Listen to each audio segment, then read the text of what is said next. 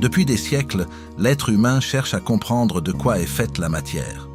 Au départ, les philosophes croyaient qu'elle était composée de petites particules indivisibles appelées atomes, le mot venant du grec « atomos », qui signifie « insécable ». Mais au XIXe siècle, des découvertes scientifiques allaient bouleverser cette conception simpliste. Les débuts de la science atomique. Début des années 1800, le chimiste anglais John Dalton propose une théorie scientifique selon laquelle toute matière est formée d'atomes, ces petites unités de base qui composent les substances autour de nous. Fin du XIXe siècle, en étudiant la conduction électrique, les scientifiques découvrent que l'atome n'est pas indivisible. Ils identifient une particule chargée négativement, appelée électron, qui tourne autour du noyau de l'atome. Un électron, c'est une particule extrêmement légère et minuscule portant une charge négative qui joue un rôle central dans les réactions chimiques et électriques. Début du XXe siècle, le physicien Ernest Rutherford montre que l'atome possède un noyau dense et chargé positivement. Ce noyau contient les protons, des particules chargées positivement qui définissent l'identité chimique de l'atome. Les neutrons, découverte plus tard en 1932 par James Chadwick, des particules neutres qui stabilisent le noyau. Les protons déterminent de quel type d'atome il s'agit, comme l'hydrogène ou le carbone, tandis que les neutrons agissent comme un ciment pour maintenir la cohésion dans le noyau. Ces découvertes montrent que l'atome, longtemps considéré comme indivisible, est en réalité un assemblage complexe de particules. L'émergence des particules fondamentales. Mais les protons et les neutrons ne sont pas la fin de l'histoire. Au milieu du XXe siècle, les scientifiques découvrent une nouvelle catégorie de particules, les hadrons. En étudiant les interactions nucléaires, des particules comme les pions et les kaons sont identifiées. Ce sont des hadrons, des particules composites formées de quarks.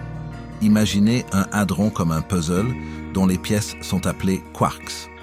En 1964, les physiciens Murray Gell-Mann et George Zweig proposent que les hadrons sont faits de particules encore plus petites, les quarks.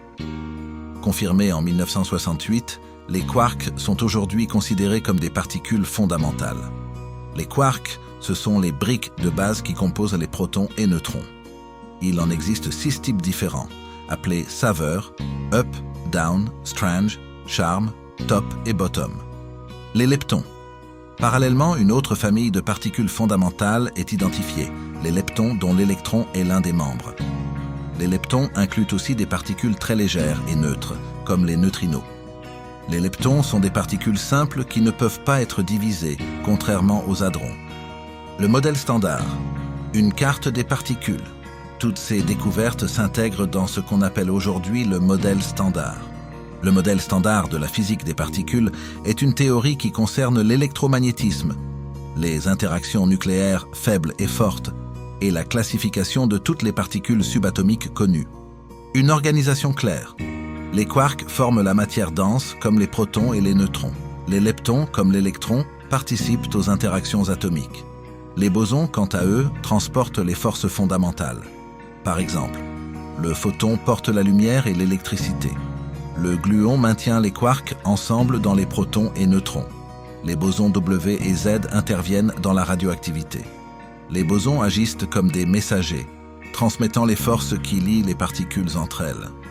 Le boson de Higgs, découvert en 2012, il complète le modèle standard. Ce boson est responsable de la masse des autres particules. Le boson de Higgs peut être vu comme une sorte de colle qui donne leur poids aux particules. Les mystères non résolus, au-delà du modèle standard. Le modèle standard est puissant, mais il ne décrit que 5% de l'univers. Le reste est constitué de matière noire et d'énergie noire, 2 phénomènes invisibles dont nous savons très peu. La matière noire est une substance invisible qui agit par gravité et l'énergie noire est une force qui accélère l'expansion de l'univers. Enfin, la mécanique quantique a transformé notre compréhension des particules. Selon cette théorie, les particules ne sont pas de petits objets fixes, mais des excitations de champs quantiques, un peu comme des vagues sur un océan invisible. Ces champs sont omniprésents, et les particules que nous détectons sont simplement des ondulations transitoires dans ces champs. Une exploration sans fin. Notre vision de la matière a évolué de manière spectaculaire, des atomes indivisibles aux quarks, leptons et champs quantiques. Pourtant, de nombreuses questions demeurent. Qu'est-ce que la matière noire? Comment intégrer la gravité dans ce tableau? La quête continue. Et chaque découverte nous rapproche un peu plus des secrets de l'univers.